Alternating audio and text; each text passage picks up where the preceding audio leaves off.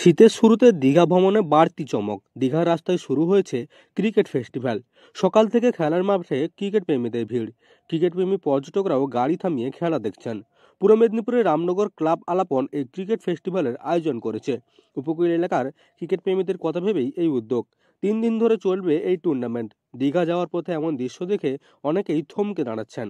উপকূলীয় এলাকায় এখন খেলার আমেজ। আমাদের প্রতি বছরের ন্যায় আলাপন ক্লাবের পক্ষ থেকে নকআউট ক্রিকেট প্রতিযোগিতা শুরু হয়েছে। আজকে দ্বিতীয় দিনে পদার্পণ করলো রামনগর আরএসএ ময়দানে এবং 8টা টিম অংশগ্রহণ করেছে। লিগ পর্যায়ে খেলা হচ্ছে।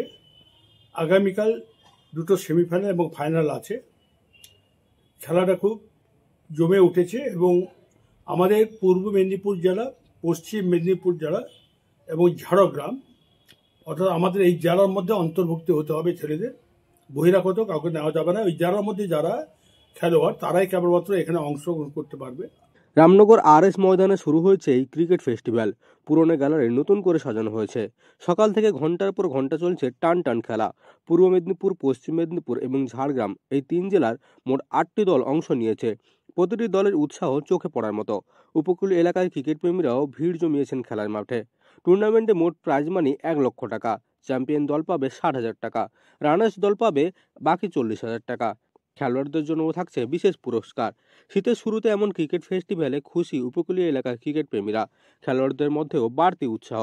অনুষ্ঠান সভাপতি নিতাই স্যার বলেন, এটা শুধু টুর্নামেন্ট নয়, উপকূল অঞ্চলের মানুষদের জন্য এক বড় সামাজিক উৎসব। এখন মাঠে যে উন্মাদনা দেখছি তাতে বুঝতে পারছি মানুষ কতটা আনন্দ উপভোগ করছেন। শুধু স্থানীয় মানুষই নয়, দীঘায় বেড়াতে যাওয়া পর্যটকরাও গাড়ি থামিয়ে খেলা দেখছেন, দলগুলোর পাশে দাঁড়াচ্ছেন, ছবি তুলছেন। এটাই আমাদের সাফল্য। আমরা চাই ভবিষ্যতে এই উৎসব আরও বড় হোক, আরও বেশি দল অংশ নিক, আর উপকূলীয় এলাকা ক্রীড়ার কেন্দ্র হিসেবে তৈরি হোক। শীতের শুরুতেই এমন জমজমাট ক্রিকেট ফেস্টিভ্যাল দীঘায় পর্যটকদের মন যেন আরও বেশি আকর্ষণ করেছে।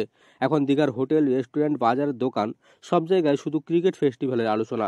কোথাও কেউ খেলোয়াড়দের পারফরমেন্স নিয়ে আলোচনা করছেন, কেউ ম্যাচের স্কোর জানতে চাইছেন, কেউ আবার আজ কোন দুটি দলে খেলা তা নিয়ে আগাম পরিকল্পনা করছেন। পর্যটকরাও বলছেন, দীঘা ঘুরতে যাওয়ার সময় এমন খেলা উপভোগ করার সুযোগ পাওয়া সত্যিই বাড়তি আনন্দের। পূর্ব মেদিনীপুরের দীঘা থেকে মদন মাইতির রিপোর্ট, লোকাল 18 বাংলা।